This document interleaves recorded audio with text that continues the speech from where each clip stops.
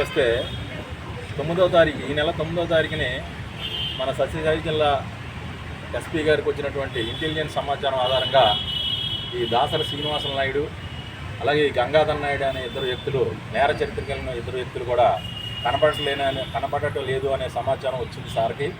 వచ్చిన తర్వాత వెంటనే నన్ను అలాగే 1 టౌన్ ఇన్స్పెక్టర్ గారిని మా సబ్ డివిజన్లో ఉన్న మిగతా అధికారులందరినీ కూడా సార్ అలర్ట్ చేసి నేర చరిత్ర కలిగినటువంటి ఇద్దరు వ్యక్తులు కనపడట్లేదు, ఏదైనా నేరం జరిగి ఉండే అవకాశం ఉంది, మీరు వెరిఫై చేయండి అని చెప్పగానే మేము ప్రత్యేక బృందాలను ఏర్పాటు చేసాం.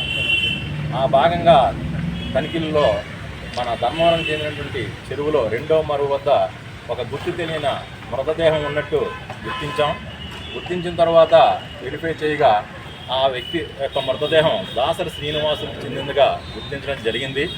తదుపరి విచారణ అనంతరం విచారణలో భాగంగా గంగాధర్ నాయుడు అలాగే ఇంకొక ఇద్దరు కలిసి ఈ హత్య చేసినట్టు మా విచారణలో వెల్లడైన తర్వాత నిన్నటి దినం అనగా 11వ తారీఖుని మన 1 టౌన్ సిఏ గారు అయినటువంటి రెడ్డప్ప గారు అలాగే రూరల్ ఇన్స్పెక్టర్ గారు 2 టౌన్ ఇన్స్పెక్టర్ గారు మరియు క్రైమ్ సిబ్బంది అందరూ కలిపి మన ధర్మవరం మండలం గొల్లపిల్లి వంక బ్రిడ్జి సమీపంలోనే ధర్మవరం చికిచర్ల రోడ్లో నిందితులు ఉన్నారు అనే సమాచారం మేరకు వెళ్ళి వెరిఫై చేయగా అక్కడ కారు బండిలోని ఒక 3 వ్యక్తులు ఉండి పారిపోవడానికి ప్రయత్నించగా వాళ్ళని పట్టుకొని ప్రశ్నించగా వాళ్ళ యొక్క వివరాలు ఈ విధంగా తెలియపరిచారు.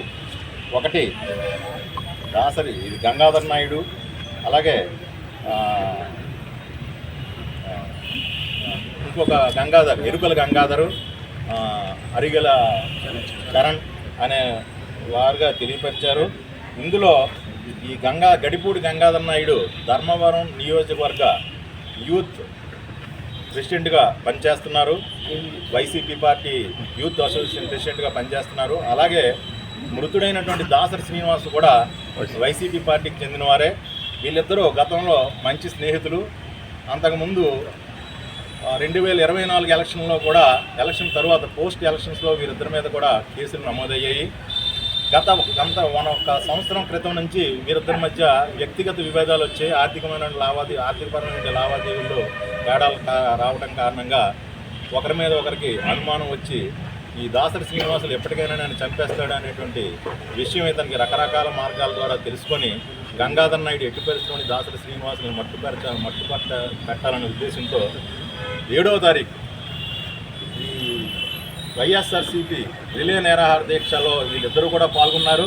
A2 కూడా పాల్గొన్నాడు. ఈ 3 పాల్గొన్న అనంతరం పథకం ప్రకారంగా ఇతనితో మద్యం సేవించి ధర్మవరం చెరువు దగ్గర 2వ మరువు దగ్గర తీసుకెళ్ళి మద్యం ఎక్కువైన తర్వాత కట్టితో A1 గంగాధర్ నాయుడు మృతుడు దాసరి శ్రీనివాసును కొట్టడం జరిగింది.